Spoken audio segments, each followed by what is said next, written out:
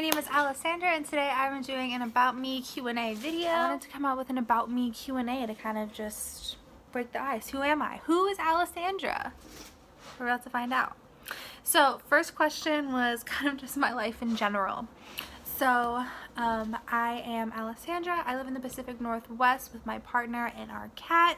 The cat is actually right here. She's about to make an appearance. Hello. Her name is Remy. So yeah, I have a small little kitchen that I do my little recipe videos in. It's super fun. I have abilities. I don't like to classify myself in any one little box or situation, just because I don't know. I don't like defining myself like that. But I am an intuitive. I am a medium. Different things like that. Names that I use are tarot cards. I do channeled writing. I just talk to spirits. I do pendulum work. Things like that. So yeah, it's been a great time. I've been working with my abilities for a couple years. We'll get into that in the next couple of questions. And yeah, so I am pansexual. Again, like I said, I don't really like boxes, but if I were to define myself, it'd be pansexual. I don't really care about gender. I don't care about anything like that. It's about how do you express yourself. It's about the soul inside within you. And yeah, I found my partner. I'm engaged. We're gonna get married in January, so it is mid-September, so just a couple of months away. So I'm engaged to a trans man, and yeah, but you know, my life's pretty casual. Doesn't really affect me that much. I've been with men, I've been with women, I've been with transgender individuals, so yeah, it is life. It is what it is. So, but if you guys are interested in watching videos on that, I'd be happy to do more videos. I'm finishing up becoming a holistic nutritionist. I absolutely love it. I am a vegan. I'm plant-based. I have been for the last, I want to say, about 9 months now. And yeah, it's been going great. I am gluten-free. Not necessarily by choice. Back in high school, I had a bunch of intestinal problems. They tested me for celiac disease and a bunch of other things. It turns out the little villi in my intestines are supposed to be quite tall. Mine were completely shriveled up and they weren't absorbing any nutrients. And when they tested me out for celiac disease, the report came back inconclusive. And me being in high school, I was like, sweet, I'm in the clear. You know, eat all the gluten. I was on an autoimmune paleo diet for a couple of months to try to reset my gut system. Hindsight, I probably wouldn't have done that. I would have done other options, but it worked for the time being. And then, you know, I ate all of the gluten and things like that. And then, you know, here I am about 5 years later, coming to terms with, wow, you know, I really can't eat gluten. That it just makes me all bloated, and I just stay away from it at this point. And I'm severely allergic to pineapple. And I want to say that's my life in a nutshell. Beyond that, the next question I get a lot is, what is your birth chart? So I'm into astrology and all of that new age, you know, again, categories, but spirituality, freeness, things like that. So I do know my whole birth chart. My sun, which rules your ego, is in Leo. My moon, which rules your emotion, the way that you process things, that is 0 degrees Aquarius. So if you know anything about degrees and things, 0 degrees means that I am at a complete cusp. So it is an Aquarius, but I have a lot of attributes of the sign before it, which is Capricorn. And so yeah, I was born right at the switch. And then my rising, which is the mask that most people see in terms of when they first see me, acquaintances, things like that, is in Sagittarius. Mercury, which is the way that I communicate and the way that I process things analytically, things like that, is in Leo. My Venus, which is my love planet, is in Gemini. And my Mars, which is my passion planet, and that's usually like the way you get angry, things like that, that is in Cancer. So yeah, that's kind of just the main of my birth chart. Next question is, why did I cut my hair? So my very first video that I did on here was a channeled reading that I had taken off of my Instagram. If you can tell, I had long hair. My hair was quite long.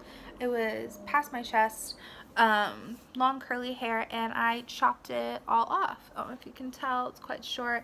And you can tell in my last recipe video that my hair is pretty much just buzzed.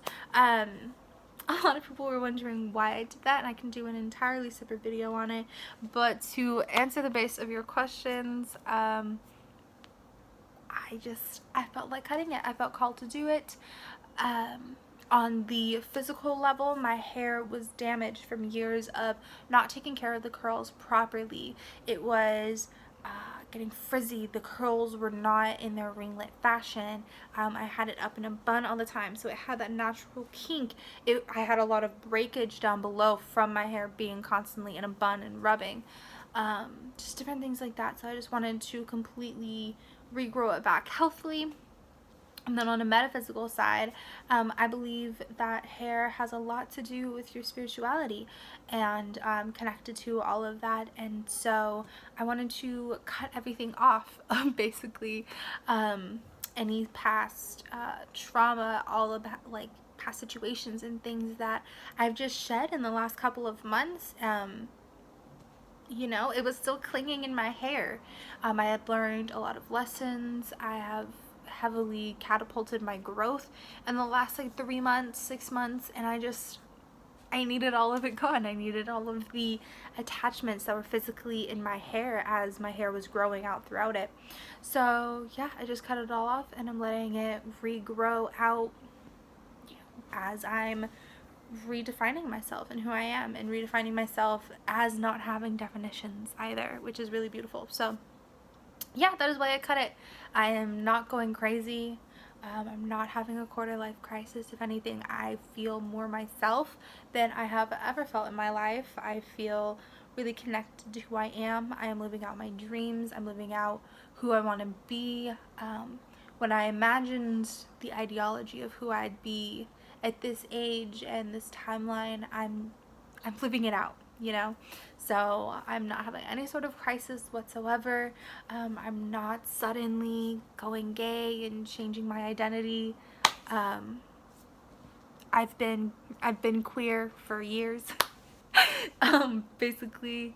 So yeah, I came out as bisexual when I was 13.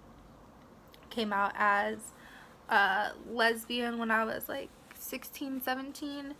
And then came out as pansexual when I was 20. So yeah, I've always been queer. I've always liked multiple genders.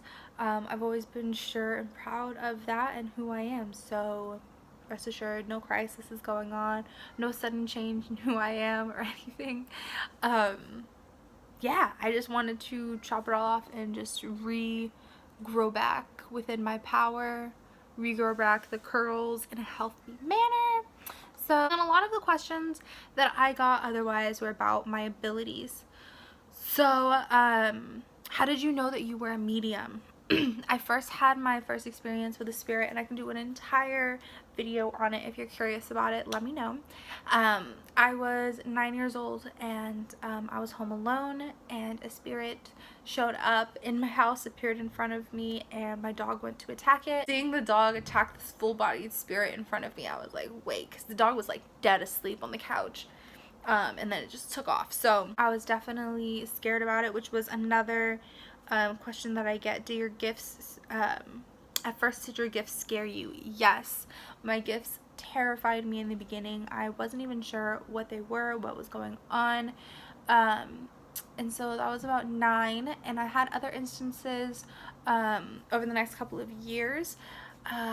Let's see, I had a couple of family members that had passed away, and I had seen them just wherever I went. If I went to a historically dense place, I would see them.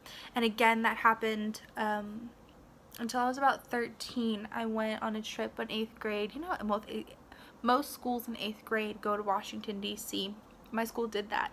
And it was so historically dense that I was seeing spirits everywhere. And mind you, at that time, I was not educated at all in my abilities and knowing what anything was. So when I was seeing spirits, I had no idea that I was seeing them.